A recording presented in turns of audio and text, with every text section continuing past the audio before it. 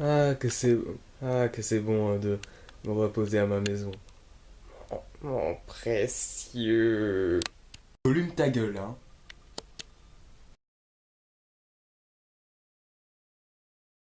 Bonjour tout le monde et soyez bienvenus à ce tout nouvel épisode du CVGBC. Alors aujourd'hui, non, je suis pas mort. Enfin, parce que j'ai juste pris quelques jours de repos parce que cette histoire de fin du monde, je savais bien que c'était de la connerie et que maintenant que Roland Emmerich, il était considéré comme un messie, maintenant on va bien se foutre de sa gueule.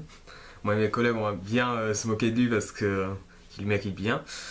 Donc aujourd'hui, je voulais parler d'un film sorti que j'ai vu au cinéma et que je vais vous en parler maintenant. Donc, le film que je vais vous parler, c'est ça.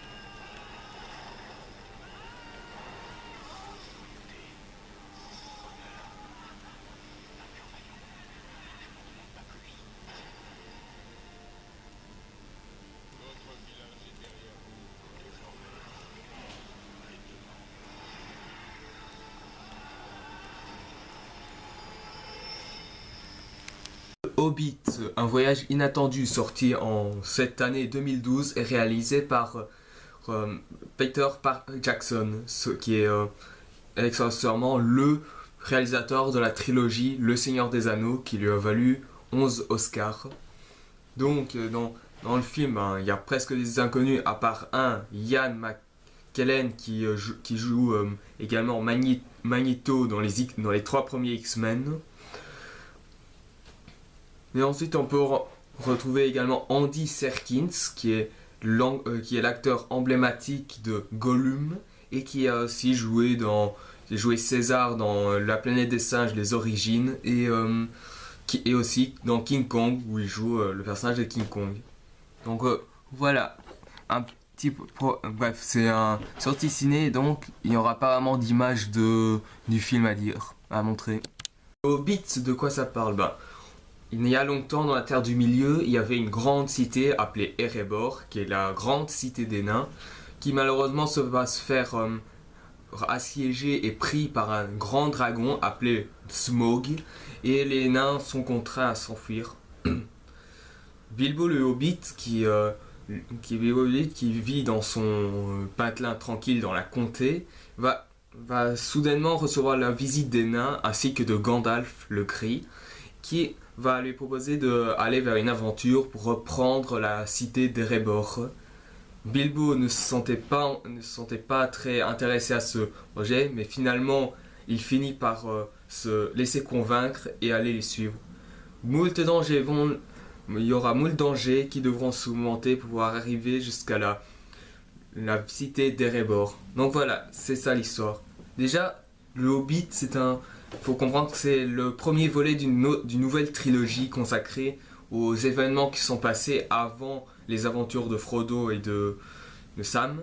Donc, faut savoir que ici, on peut rencontrer les personnages emblématiques. J'ai dit Gandalf, il y a Gollum, il y a également le dragon Smaug qui est inconnu, mais bon, et qui va permettre apparemment de connaître et aussi Saruman, oui, parce que j'oubliais, il y a aussi Saruman, joué par Christopher Lee, et également Elrond, joué par Hugo Weaving, et également un personnage très connu du Seigneur des Anneaux qui est Galadriel, qui est la reine et aussi sorcière des elfes. Déjà, déjà je vais vous dire tout de suite que ce film est centré plus pour les enfants que pour les adultes, contrairement au Seigneur des Anneaux. Je parle un peu du projet du Hobbit parce que comment dire, ce projet ça a été depuis longtemps déjà. Le premier projet d'adaptation pour le Hobbit, c'était Peter Jackson. Il voulait faire une adaptation du Hobbit en 1995. Bien sûr, à cause d'un manque de moyens, il a dû abandonner.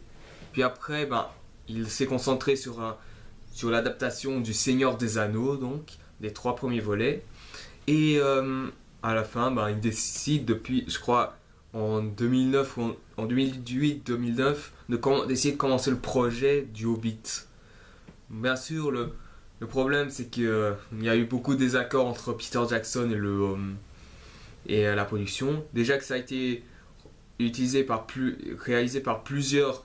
2 réalisateurs de talent, à savoir le premier c'était Sam Raimi qui après va abandonner le projet pour se concentrer sur une adaptation cinématographique du Magicien d'Oz, et aussi il sera donné par Guillermo del Toro, le réalisateur emblématique de Hellboy de Hellboy, oui, et du labyrinthe de Pan, je crois que c'est le labyrinthe de Pan, oui c'est ça, qui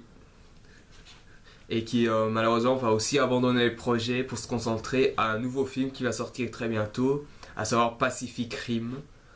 Donc après Peter Jackson, il a terminé le boulot que les 2 premiers réalisateurs ont abandonné, et après ça a donné ce film qui est considéré comme le premier film en utilisant le 48 images par seconde, qui a beaucoup plus, ça veut dire que les images arrivent beaucoup plus rapidement, et c'est pour ça que le Hobbit est considéré comme l'un des projets les plus attendus de cette année, hein. La réalisation, elle est quand même très bien faite, bien sûr. C'est plus ou moins la même chose que le Seigneur des Anneaux, bien sûr. Ici, le Hobbit est beaucoup plus contemplatif, parce que ici, le Hobbit ne se concentre pas sur des scènes de combat, de bataille, et avec des armées qui s'entrechoquent, tout ça, qui est dans le Seigneur des Anneaux.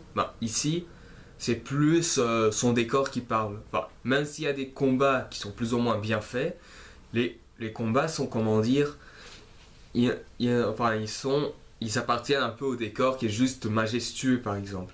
Et ça, franchement, je le dis, moi-même, je n'ai même pas décroché une seule seconde quand j'ai vu ce film. J'étais quasiment dedans. Les visuels de ce film sont, à l'image de la réalisation, super belles. Déjà, que ce soit pour les gobelins, que ce soit pour les wargs, que ce soit pour les orques, les trolls et autres, ils sont super bien faits, et franchement, on voit directement qu'on dirait que c'est des vrais personnages qu'on voit, et aussi que les effets spéciaux ne sont pas trop visibles, on peut dire. Et c'est ça qui est un grand truc. Pour les acteurs, ils sont corrects. Quant les acteurs que j'ai dit, Ian McKellen, Andy Serkins, Hugo Weaving, et l'actrice qui a joué Galadriel, et Christopher Lee, c'est à peu près le même jeu d'acteur comme dans le Seigneur des Anneaux, mais sinon voilà, le reste des acteurs c'est correct. Même l'acteur qui joue Bilbo le Hobbit jeune, il joue superbement. Mais après, bon, on a vu mieux comme jeu d'acteur, mais après, voilà, ça reste correct. Ça, c'est l'image de tout le film. Elle est juste excellente. Bien sûr, le début commence par l'attaque de Smaug, du dragon Smaug, contre la cité des Rébors, qui montre un dragon super puissant qui détruit tout. Par contre, si on devait... la grande force du Seigneur des Anneaux, c'était quand même l'œil de Sauron, qui arrivait quand même à nous donner un peu d'angoisse pendant dans le livre et aussi dans les films. Ici, la présence de Smaug est moins, comment dire, moins important que celui de Sauron. Ici, Smaug, il paraît juste un simple ennemi qu'après on combat, et voilà quoi. Ce que je peux dire après, le Hobbit, quand ça se traite quand même un peu sur un truc, parce que sachez quand même que Bilbo le Hobbit, c'est l'une des personnes, si vous avez vu le film de la communauté de l'anneau, que Bilbo le Hobbit, c'est l'un des premières personnes à découvrir l'anneau, juste après Isildur, lorsqu'il a tué Sauron, et Gollum, avant qu'il se fasse voler par Bilbo le Hobbit. bien sûr, ce film, il suit quasiment le scénario du livre, on peut dire. Bon, il est moins long, mais c'est quand même, mais il suit quand même bien le livre. Si je devais dire quand même un petit point négatif, c'est peut-être, je crois que je l'ai dit, c'est la présence de Smoke qui n'est pas assez présent, mais aussi dans le fait que peut-être sa longueur, parce que bon, ok, le Seigneur des Anneaux était, les trois premiers, ils étaient super longs, ça pouvait durer plus de 2 heures, voire même presque 3 heures. Ici, bon, c'est 3 heures, plus de 3 heures. Enfin, j'avais l'impression que ça ne finissait jamais. Mais bon, d'un côté, c'est vrai que je me suis bien amusé dans un sens. Déjà qu'on découvre même des nouveaux personnages comme le roi Dain qui malheureusement va se faire tuer. Il y a aussi le petit-fils de Dain, c'est en fait un homme de la cité de Dal, juste tout près de la cité de Erebor. Et enfin, il y a beaucoup d'autres personnages comme les 15 nains qui suivent Gandalf et Bilbo le Hobbit. Donc voilà.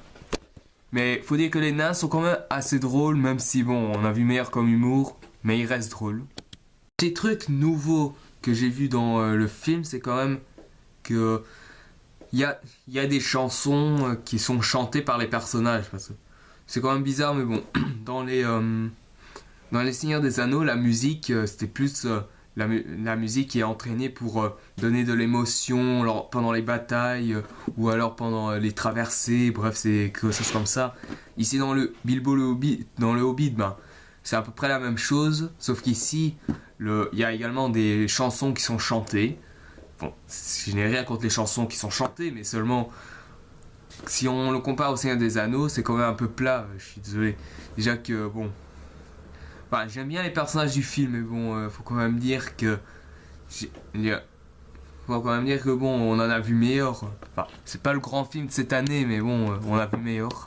Le général du film, ce serait que j'ai eu 3 heures de beaux décors, j'ai eu 3 heures de bons personnages qui sont attachants et qui sont même drôles, et 3 heures de pure jouissance, parce que pour moi, ce film, bon, ok, c'est pas le film parfait, mais bon, le film parfait, ça n'existe pas de toute façon. Mais ce film, il est quand même contemplatif, très contemplatif, et surtout, on ne se lasse pas une seule seconde. Déjà qu'on sait que même le Seigneur des Anneaux, même si c'était très long, à la longue, que ce soit dans la communauté de l'anneau, les deux tours ou le retour du roi, au moins ça restait intéressant à suivre. Il y a plus de dialogue que de combat, mais d'un côté c'est pas trop grave parce que Peter Jackson c'est quand même un réalisateur de talent, donc c'est quand même lui qui a réalisé le remake de King Kong en 2005, qui franchement il est super bien fait, quoique un peu trop long dans la durée, et je trouve qu'il est meilleur que le remake qui a été sorti en 1972. Si c'est en cette année-là, je sais pas trop, qui a après une suite qui pour moi il ne servait quasiment à rien, mais bon, c'est pas vraiment quiconque qu'on parle, donc après ce serait peut-être dans une autre vidéo, mais bon. Donc qu'est-ce qu'il faut dire ici, donc pour le personnage de Saruman, si je devais dire une chose, le personnage de Saruman, il est comment dire, c'est là où on découvre quand il n'est pas encore le leader de l'armée de l'Isengard, on peut dire. Et ici, c'est avant, bien sûr, que c'est pendant aussi que les nains avaient, comment dire, ils regardaient d'un mauvais œil les elfes parce que dans le film, au début, il y a le petit-fils du roi Dain qui demandait de l'aide aux elfes, mais qui malheureusement, les elfes, ils n'ont pas voulu les aider parce que le dragon était beaucoup trop puissant. Bon, après ce que j'ai bon, je sais que j'ai lu les livres du Hobbit, le livre Hobbit, c'est normalement un seul livre qui est juste énorme, et aussi le livre de Tolkien original qui est le Seigneur des Anneaux. Moi, je peux vous dire quand même que le final reste quand même assez bien. Bon, quant à la défaite du Dragon Smoke, j'ai vu meilleur, mais bon, après, je ne dis pas que. Mais attention, dans ce film, le Dragon Smoke, il ne meurt pas directement, non. Ici, il faudra attendre jusqu'au dernier épisode, mais après, voilà. le dragon Smaug, il n'est pas assez effrayant pour nous tenir en haleine, contrairement à l'œil de Sauron. C'est quand même l'un des... Pour moi, le Seigneur des Anneaux, c'est quand même l'une des trilogies les plus abouties que j'ai jamais vues, comment dire. Excusez-moi. En fait, parce que... enfin, avec bien sûr la Star Wars et Indiana Jones avant. Juste avant que bien sûr il se fasse quasiment souiller par le 4e volet. Quant à la trilogie Terminator, qui est très vieille aussi, ben, je trouve aussi que c'est l'une des sagas les plus abouties. Bon, le 3e et le 4e sont ceux que beaucoup de gens ont lancé les pierres, mais il faut quand même dire que le 3e reste quand même encore fidèle à l'univers de James Cameron. Et le 4e, ben, même si il reste quand même assez bizarre et que ça raconte plus ou moins l'histoire de John Connor pendant la guerre entre les robots et les machines, les machines et les humains, bah, il reste quand même assez sympa.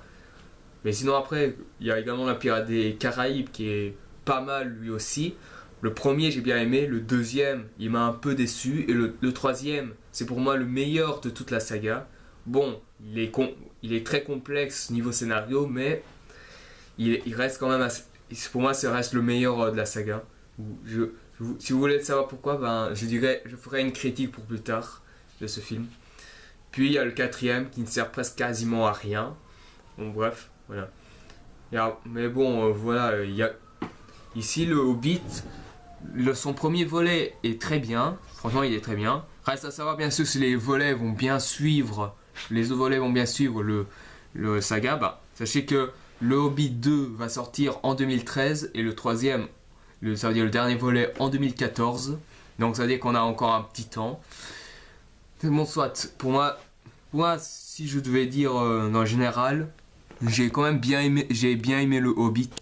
Voilà, donc en conclusion, ben, parce que je vais pas faire de blagues sur un film qui ne le mérite pas et aussi que c'est qu'il n'y a pas d'incohérence dans le scénario, ben, je recommande quand même de voir le Hobbit tant qu'il est encore au cinéma. C'est quand même un très beau film. La réalisation elle est belle, les effets spéciaux le sont aussi, les acteurs sont corrects, on a vu mieux mais ils sont corrects. Les combats restent quand même assez bien faits même s'il y en a peu. Et également ben, le scénario il est juste incroyable et on ne perd même pas une seconde, on est quasiment dedans. Donc bien sûr, ce qu'on peut regretter c'est peut-être la longueur du film et aussi également la présence de Smaug qui n'est pas assez stressante, contrairement à l'œil de Sauron dans la trilogie Seigneur des Anneaux. Donc voilà, merci d'avoir vu cette vidéo, j'espère que ça vous aura plu. Si vous avez aimé, mettez un j'aime. Si vous voulez en savoir plus sur les prochaines vidéos à venir, abonnez-vous. Et si vous avez des propositions de jeux, vidéos, de films qui soient bons ou mauvais, pour moi, je suis d'accord avec tout. Envoyez-moi des commentaires et on en discutera. Et n'oubliez pas aussi de me poser des questions si vous en avez. Donc, pour la prochaine critique, ce ne sera pas vraiment une critique, c'est une vidéo spéciale consacrée à un réalisateur qui est emblématique du Hollywood, mais dans le mauvais sens en fait. Il a vécu dans les années 50 et 70 durant beaucoup de temps parce qu'il faisait des films de petite qualité, mais qui malheureusement est considéré comme le pire réalisateur de tous les temps pour les gens de l'époque et qui aujourd'hui est considéré comme un réalisateur qui avait la passion du cinéma mais qui n'avait pas le talent pour devenir un grand réalisateur. Donc voilà, je vais en dire un peu plus sur ce réalisateur pour la vidéo qui viendra avant le jour Noël. Donc je vous donne rendez-vous pour cette vidéo spéciale. Joyeux Noël et à la prochaine. Si seulement j'avais partir à l'aventure comme Bilbo le Hobbit. Dommage qu'il n'y a pas de plaine assez majestueux pour ça.